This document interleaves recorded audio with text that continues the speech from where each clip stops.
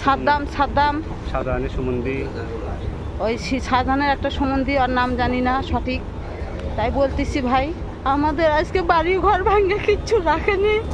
আমরা আজকে বাচ্চা কাচ্চা নিয়ে আজকে মাখার জমিতে পড়ে আছি, আমাদের কিচ্ছু রাখেনি, আমাদের মারে ফুলটুল সব কেড়ে নিছে। আমি মাঝে মধ্যেই বলি পাশের বাড়িতে আগুন লাগলে সেই আগুনের ফুলকিটা নিজের বাড়িতে এসেও পড়তে পারে। অলরেডি হয়ে গেল সেই ঘটনাই।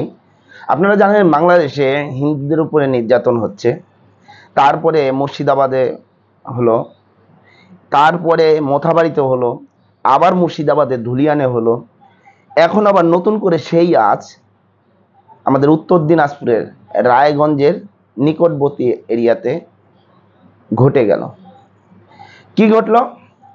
সেখানে একটা হিন্দুকে কিছু মুসলিম, নাম ধরে ধরে বলছে, কিছু মুসলিম তাদের উপরে নির্যাতন করছে, অত্যাচার করছে, তাদের জমি বাড়ি দখল করার চেষ্টা করছে, তাদেরকে এমন একটা পর্যায়ে করছে তারা এখন ঘর ছেড়ে ভুট্টা খেতে গিয়ে আশ্রয় নিতে বাধ্য হয়েছে, নাকের থেকে ফুল খুলে নিয়েছে, গলার মালা খুলে নিয়েছে, এসবগুলো হয়েছে।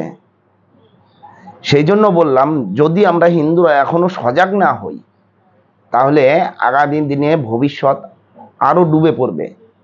দেখেন সেই রায়গঞ্জের যে ঘটনা ঘটেছে সেই ঘটনাটা দেখে নিন।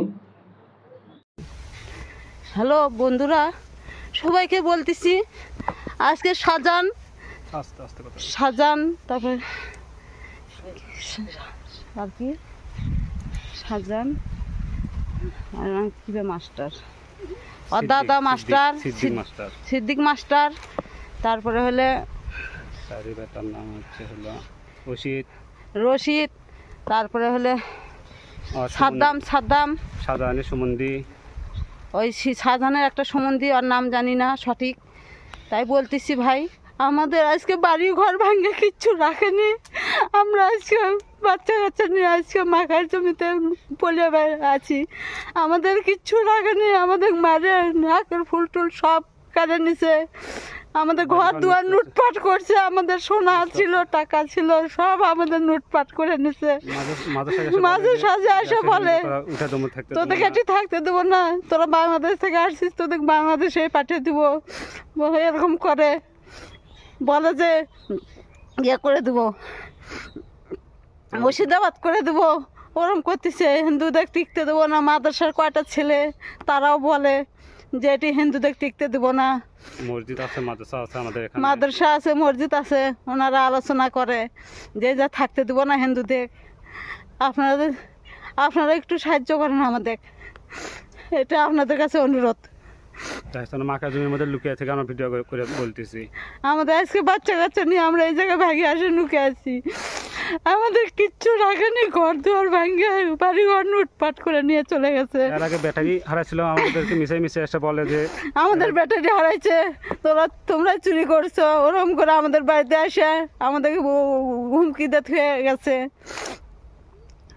আজকে সবাইকে মারধর করছে, আজকে সবাইকে মারে সব ইয়ে করে দিছে একদম।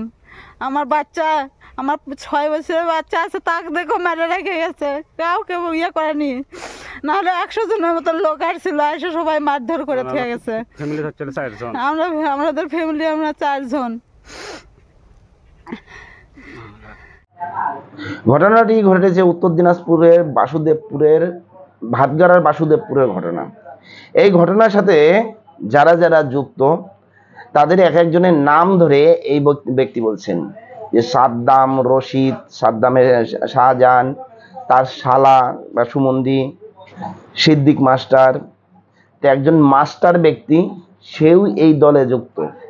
এরা কি শিক্ষিত? এরা মাদ্রাসায় শিক্ষায় শিক্ষিত হয়েছে।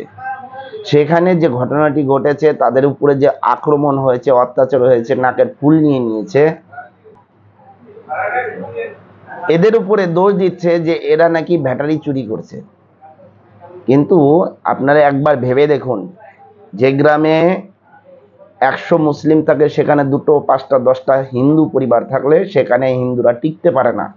কিন্তু হিন্দুদের গ্রামে 100 হিন্দু গ্রামের ভিতরে 2 4 5টা 7টা যদি মুসলিম থাকে তাদেরকে আমরা মেয়ে জামাইয়ের মতো আদর করে রাখি, আর তারা সেখানে অত্যাচার করে। কত কথা বলছে, তাদের বাড়িতে বাচ্চা কাচ্চা ছিল তাদের পর্যন্ত রেহাই দেয়নি, তাদেরকে সেখান থেকে বাড়ির থেকে পালাতে বাধ্য হয়েছে। তারা বাড়ির থেকে পালিয়ে ভুট্টা খেতে গিয়ে আশ্রয় নিয়েছে, সেখান থেকে জোরে পর্যন্ত কথা বলছে না, এমন একটা পরিস্থিতি চলে এসছে। দেখছেন মুর্শিদাবাদের পরে এখন রায়গঞ্জে, এরপরে নিজের বাড়িতেও হবে। যারা যারা এখনো ঘরে বসে আছেন তারা একবার ভেবে দেখেন, এরপরে আপনাদের বাড়িতেও হবে। আপনারা যদি এখনো সজাগ না হন, এখনো জেগে যদি না ওঠেন, এরপরে আপনার বাড়িতেও হবে। তারা দলবল নিয়ে 100 জন লোক, 100-150 জন লোক এরা এসে ওই বাড়িটির উপরে অত্যাচার করে। তারা পরিবারের শুধুমাত্র 4 জন, কি করবে? অসহায়। আর আমাদের হিন্দু পাড়ার ভিতরে তারা যদি থাকে, একদম জামাই আদরের মতো রেখে দেওয়া হয়। কি বলেন আপনারা? এই বিষয়ে যদি আপনাদের কিছু বলার থাকে অবশ্যই জানাবেন। জয় হিন্দ, বন্দে মাতরম, ভারত মাতা কি জয়।